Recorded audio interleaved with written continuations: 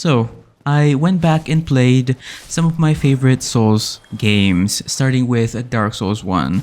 Before we get started though, keep in mind that I used to play these games all the time. I have over 1,000 hours on each of these 3 games that I will be showcasing today. So I've been wanting to revisit some of the older Dark Souls games and compare them with the latest FromSoftware game. So do keep in mind, this game did not have teleportation until you get to a certain point in the story. So for example, you would kill a boss and you would have to walk all the way back to the bonfire. Yes, and you could lose all of your souls. Alternatively, you could just use a homeward bone, which was created for that purpose. Despite all of that, this game is probably one of my favorites of the series. Simple but fun.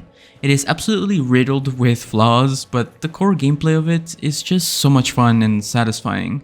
Sure, controlling your character is a bit stiff and kind of a pain at times, especially when it comes to dodging or rolling, or when you have to drink out of your flask to heal yourself, for example. But I honestly personally think this makes up for the wonky AI of the enemies, which sometimes can be really dumb. If you've heard of Dark Souls, you've heard of Blighttown. Maybe. Gosh, has it really been that long that people probably don't even know what Blighttown is? Anyway, this place is known to be the single worst place in the entire Dark Souls trilogy. But honestly, it's not that bad. The reason why this place used to be so hated was because in the original version of the game, it had horrible frame rate lag. Now combine that with being constantly poisoned all the time, and you have a horrendous experience. Overall, I absolutely love Dark Souls Remastered, and I think you should give it a try and see where it all began for the Dark Souls series. Next up, we have Dark Souls 3. This game is considered to be the best in the series by a lot of people. FromSoftware's love letter to the fans of the original Dark Souls games. The movement is much more fluid, as you can see. The combat is way better also than the original game. But the game itself slash story, it wasn't the best in my opinion. I just don't like most of the settings in this game, except for like Erdtree, and even that felt a bit too short.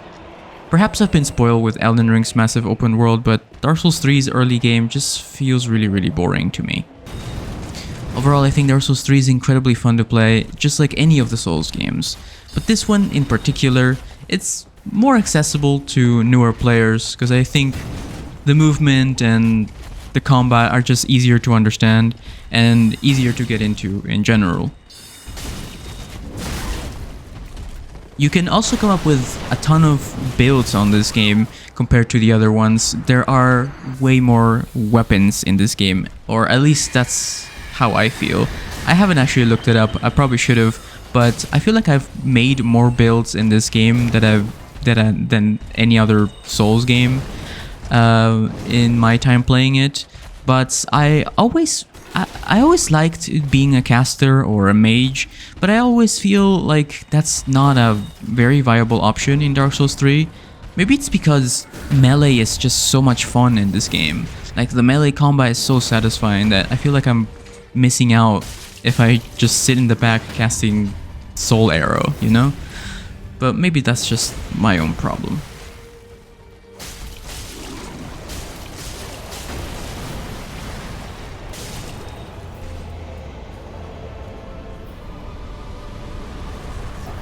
Last but not least, we have Elden Ring. This is truly peak Souls. Love it or hate it, the open world fits this gameplay so well. It doesn't take away from the classic experience of the old Dark Souls games, and the gameplay and progression all are available to you from the beginning, pretty much. You can learn the locations of items that you need, and you can start building your character as soon as you step foot into the lands between. We are looking at some modded footage here of a mod called Convergence, which adds new spells and different ways of progressing through the game, among other things. But don't let this fool you. The gameplay and the combat are still the same as the base game.